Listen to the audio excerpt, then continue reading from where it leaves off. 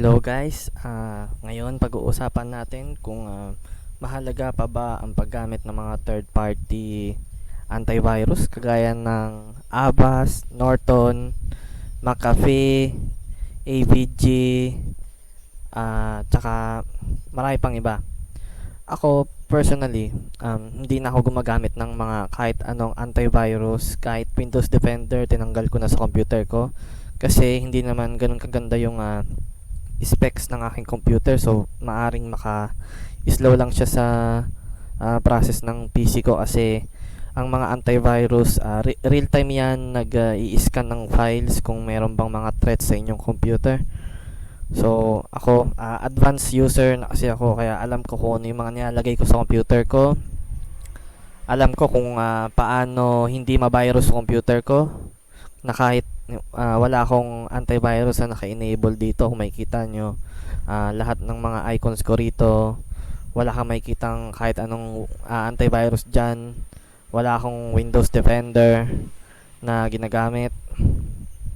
Pwede ko sinasabi na alisin nyo na pati yung Windows Defender. Actually, yun na yung pinaka the best na antivirus para sa akin ngayon. Kung noon Windows 7, Windows 8, Windows XP, kailangan mo pa mag-download ng mga Avira, Avast, AVG. Ngayon, actually hindi na, kasi ang Windows Defender, napakarami ng improvements na ginawa ng Microsoft sa antivirus nila. Marami ng updates na inilagay para maiwasan mabirusan ng mga computer natin na hindi ka gumagamit ng third party antivirus. So ako, ano ba ang mga ginagawa ko para manatiling safe yung pagbabrowse ko, tsaka hindi ako mapasukan ng kahit anong virus at malware. So unang-una, dapat ang browser na ginagamit natin ay yung mga trusted na browser, gaya ito sa akin.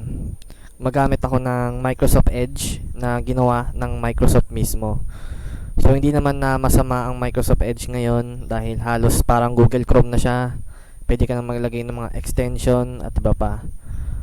So kung gumagamit ka ng Google Chrome, Firefox, Opera, yung mga yon, kilala naman na yon, trusted na yon na mga browser. Pero kung gagamit ka ng mga Chinese na browser o yung mga hindi kilala na parang may mga Komodo browser pang ganyan na kinopya lang naman ang Firefox. Actually, hindi ka sure kung lahat ng mga data na type mo doon o binabrowse mo ay hindi nila kinukuha o sinesave sa mga server nila. So, yun po. Ito, gamit ko Edge. So, para mas maging safe kayo, pag nag-install kayo ng mga ganitong browser gaya ng Edge, dapat lagyan nyo rin ng mga anti-ads, kasi ang mga ads, doon din nanggagaling yung mga malware na pag nakiklik nyo sa mga website. So kagaya nito, may naka-install sa akin na ad blocker para iwas tayo sa mga malware na nakalagay sa mga ads sa online. Meron din akong pop-up blocker.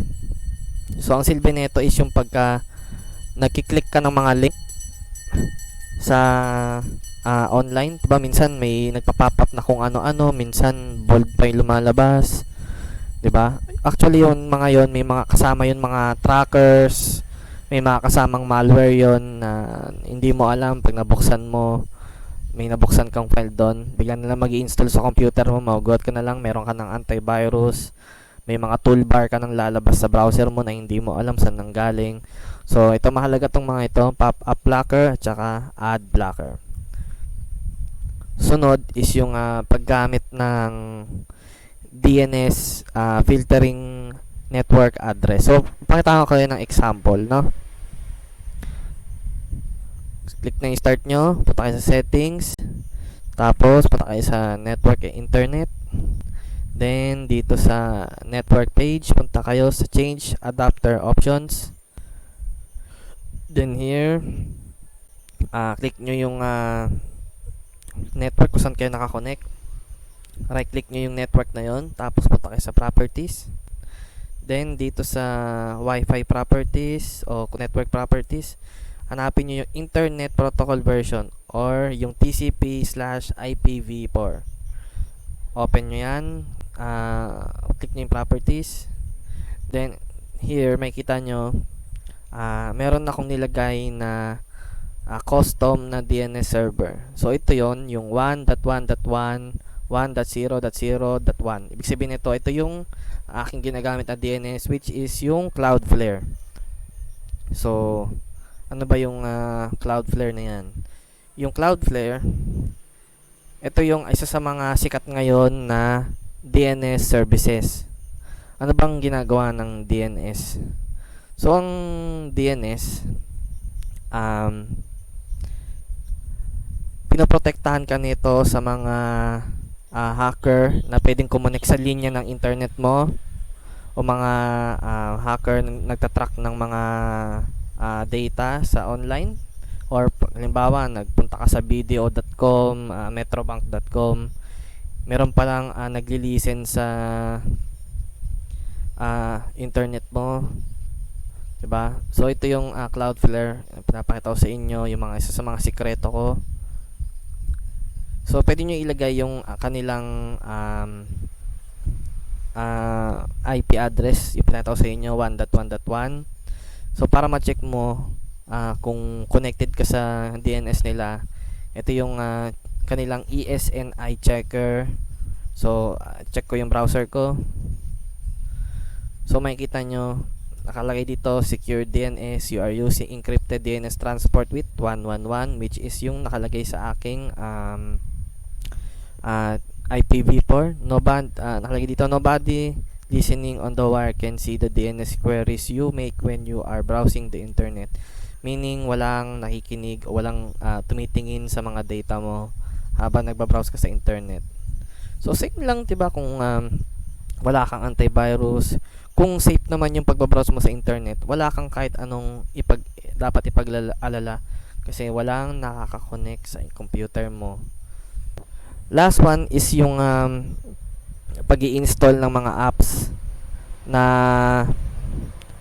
free. Halimbawa, nag-download ka ng software ng VLC sa mga third-party website o sa mga download CNET na yan.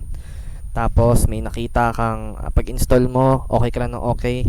Then, after ng installation, magugulat ka na lang, may McAfee antivirus ka na sa toolbar.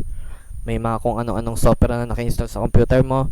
Dapat, pag nag-install ka ng mga software, binabasa mo muna yung mga software agreement kasi may kita mo doon sa page ng installer na yon, ng window na meron silang i-install na toolbar. May isasama sila sa yung mga kung anong third party na antivirus na hindi mo naman alam. Nandoon yun, pinapakita nila sa iyo yun, pero kung ikaw yung tao na click lang ng next, okay, click next, finish, doon ka talagang madadali ng mga malware na yan. So dapat pag nag-install ka ng software, binabasa mo muna yung mga software agreement. So yun lang po, maraming salamat po sa panonood. Have a good time.